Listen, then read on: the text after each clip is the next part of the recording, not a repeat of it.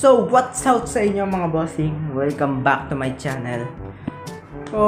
For today's video mga boss, tuturuan ko kayo ng lyric video mga boss. Or, pwede din ano to, aesthetic edit mga boss. Kasi, yung mismong ano niya theme is for aesthetic talaga. So, bago natin simulan to mga boss, kung bago ka lang dito sa channel ko or napadpad ka lang o at gusto mong matuto ng mga tips and tricks, i-click mo na yung subscribe. I-click mo na din yung notification bell para lagi kang ma-update sa mga susunod pa nating video. So, simulan na natin. So, yan, click nyo lang yung plus. Then, hanap kayo ng image nyo. Pero ako, meron na ako naka-ready. Ito. So, kapag hindi fitted yung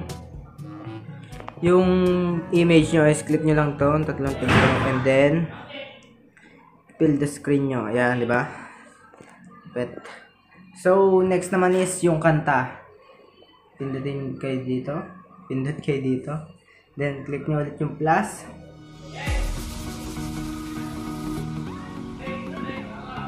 So, tapos, click nyo yung audio. Ayan, yung parang may logo ng kanta. So, pili na kayo dyan. So, ayan. Ang pipiliin ko is ito. Fly Me to the Moon para hindi tayo mag-copyright. So, ayan mga boss, kung nakikita nyo. Ayan. So, kung gusto nyo ng buo yung kanta nyo, huwag nyo nang ikat. Pero ako ikakat ko kasi tutorial video lang naman to mga boss. So, dito ako magsisimula. So, ganito yung kung gusto nyo ikat yung video. Eto, so i-click nyo lang to. Ayun yung ano, mapapansin nyo. Ayun na yung una. Diba? Kasi yung nauna bit pa lang yun. So, ayan, tapos punta kayo, balik kayo dito sa umpisa. Click nyo naman to para bumalik siya nang wala na yung pinutol na kanta. Then, hanapin nyo kung saan yung gustong matapos.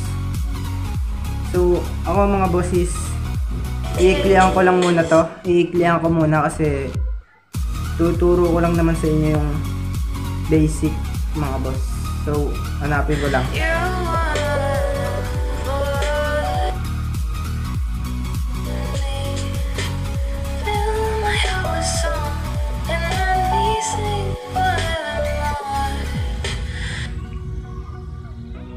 So, wait lang mga boss ha, hanapin ko lang. So, dito na ako magtatapos or dito ko na puputulin. So, ito naman yung i-click. Ayan. So, kung makakapansin nyo, hindi siya ano yung image. Ganito naman ang gagawin nyo. Para mag-extend yung image is click nyo lang. Punta kayo sa dulo, i-click nyo naman to. Para extend. So, pwede ayun na, no? Kung anong mga gusto nyo ilagay na background picture, ilagay nyo. Depende naman sa inyo yan. So, ito lang yung napili ko. So, ayun na. Ang gagawin naman natin mga boss is hanapin natin yung bawat verses ng kanta. Halimbawa, ito. Diba yan, Fly Me to the Moon. So, ang gagamitin naman natin is ito, itong plug. So, ganito lang gagawin niya mga boss. Sundan niyo lang ako.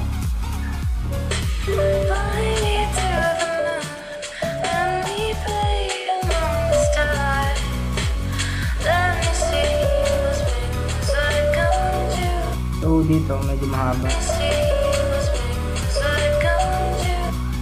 Sa on ako nagbase. Sa on.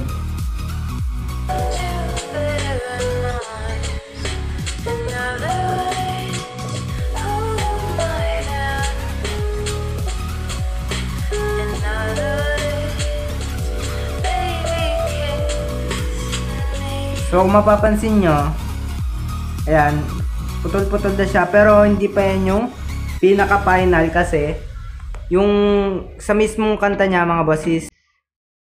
Halimbawa, 'Di ba? Itong Fly Me to the Moon. Hindi pa siya diyan nagsimula, banda dito pa.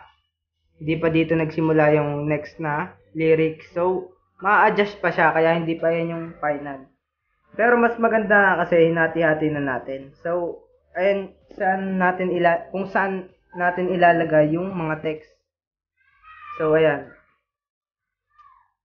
So, mamaya pagka nilalagay ko na yung mga lyrics, ipa-fast forward ko na lang mga boss. So, ganito lang. Maglagay ng lyrics. So, click nyo to ulit plus. Tapos nakikita nyo itong text. Ayan, add lang kayo ng text. So, ito na yung sinasabi ko mga boss. Ayan. Hati-hati na yan. Oh. E di, kapag gusto mong baguhin, ulit dito ng text. Baguhin tuloy eh. Mali pala. So, ang gagawin ko naman is ganito. Ayusin ko na to. Edit, diba? Ayusin ko na yan. Yan, lagyan ko na ng try ko nga tignan. Okay yung text. So, ayan. Mapapansin nyo, okay na yan. Ang gagawin ko dito, mga boss, kung gusto nyo mano-mano, edi mag-a-add lang kayo ng text ulit. So, ako, ang gagawin ko is ganito. Ayan, idudugsong ko na siya dito, adjust ko siya. Tapos, di ba, kumuha nga nito tayo mga ganito, yung mga flag. So, i-click nyo lang yung mismong layer para dun sa lyrics nyo. And then, click nyo tong fast forward na parang button. So, ayan. Ito. Tapos, ikat nyo sa gitna. Ayan. Ganyan lang. Para mapabilis lang. Para hindi na kayo magmamano-mano, mga boss. So, ayan. So, ipa-fast forward ko na lang to sa paglagay ng lyrics o ikakat ko na. So, ganito lang naman yung gagawin nyo dyan. Kunwari, yan. Fly me to the moon. So, ayan. Tapos, next na. Oh. Next na. So, ikakat ko na lang to mga boss. So, ayan mga boss. Naayos ko na siya. Kung mapapansin nyo, ito yung sinasabi ko sa inyo. So, ayan no. Makita nyo, putol siya. Kasi dito siya mismo nagsalita. So, ayan. Tapos sumobra. Sabi ko sa inyo, hindi pa final. So, ayan. So, sa naman tayo, mga boss? Sa mismong text. So, ganito lang gagawin nyo mga bosses. Punta lang kayo sa effects mga boss and then add effect. Punta lang kayo sa mask key. Tapos click nyo tong wipe mga boss. So sa wipe natin, teka. So sa wipe natin, so pinakauna, click nyo lang ito. Then punta kayo sa end. Ayan yung end. Excuse me ha, dadaan ako. So, ayan, click nyo yung end ha. Tapos, lagay kayo ng keyframe. Tapos, bandang konti, musod lang kayo ng konti. Or medyo lang. Tapos, i-click pa kayo ng isa. And then, balik kayo dito sa pinakauna. Lagay nyo siya sa 0.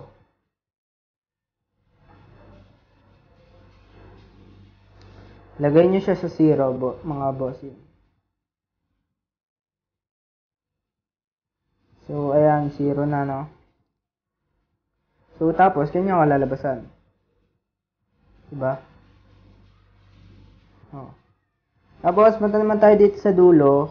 Balik tayo sa start. Then, yan, sa dulo. Maglagay kayo ng isang keyframe. Tapos, medyo balik ng konti. Maglagay ulit ng keyframe. Tapos, sa dulo, gawin yung 100. Parang lang, magkabaliktad lang mga boss. 0 to 100. 100 to 0. So, sumobra tayo. No? Yan. So, ganito na yung kalalabasan niya mga bossing. O, diba? Ang bilis. So, depende sa inyo yan mga bossing. Kung gusto nyo mabagal, iusod nyo lang siya. Ito, yung dalawang nasa gitna, iusod nyo lang siya banda dito sa gitna para tumagal. So, ang maano ko lang sa inyo is ganyan. Ganyan siya kabilis. So, ang gagawin lang natin mga boss is copy lang natin yung effect. Copy effect nyo lang. And then, punta kayo sa isang lyrics nyo, tapos lagay nyo na siya. So, ayun, ganyan lang. Paste lang ng paste. So, ayun lang gagawin nyo mga boss. So, mamaya, dako naman tayo sa, natin, background image. Hinuli ko na yung background image kasi, medyo nalilito kasi ako dito eh. Kaya ito na inuna ko. So, ayan. So, ito yung kalalabasan. So, hindi pa tayo tapos mga bossing. Oh. So, ayan. Punta na tayo sa background na picture. Sa background picture mga boss, ang kailangan nyo lang is ang kailangan nyo lang dito sa image nyo, takay sa effects, add effects, tapos distortion mga boss. Click nyo tong tiles sa pinakababa. Tapos yung sa tiles is mirror lang. Yan. Para ano lang, parang ano lang siya. Hindi siya masira. Then, balik kayo sa effects. Add nyo yung saan ba yan? Ay, sa color. Dito sa color and light, click nyo yung RGB split mga boss. Ayan, diba? Gumanda siya. Then, isa pa, yung swing. Tayo sa move and transform. I-click nyo yung swing mga boss. Sa swing mga boss is ganito lang. Para chill na chill lang ang dating. So, ito yung pinaka-mahirap ng angle 1, angle 2. Diba? Ganyan yung kahirap. Nakabalik. Nakabalik siya. Oh. So, ipapass forward ko na lang ito kung kailangan.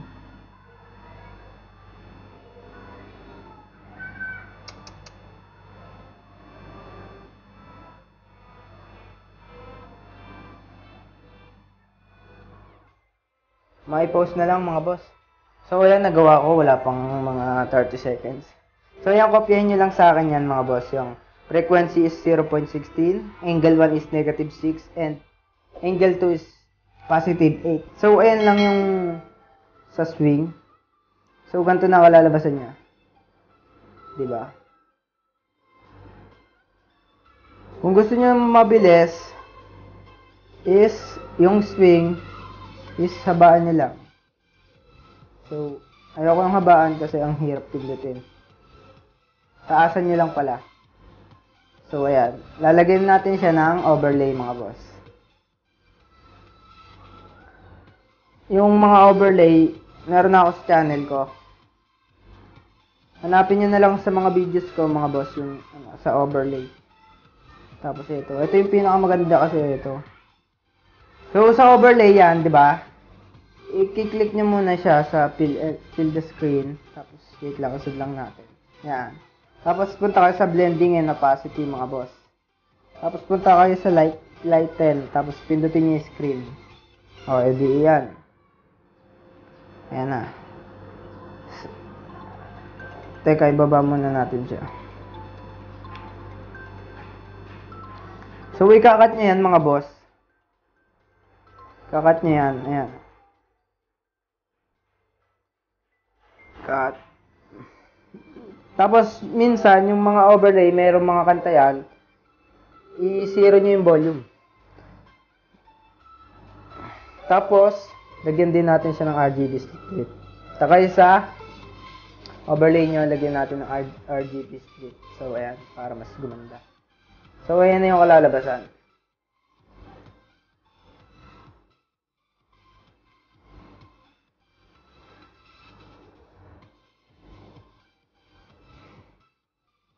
So, hanggang dun lang tayo mga boss.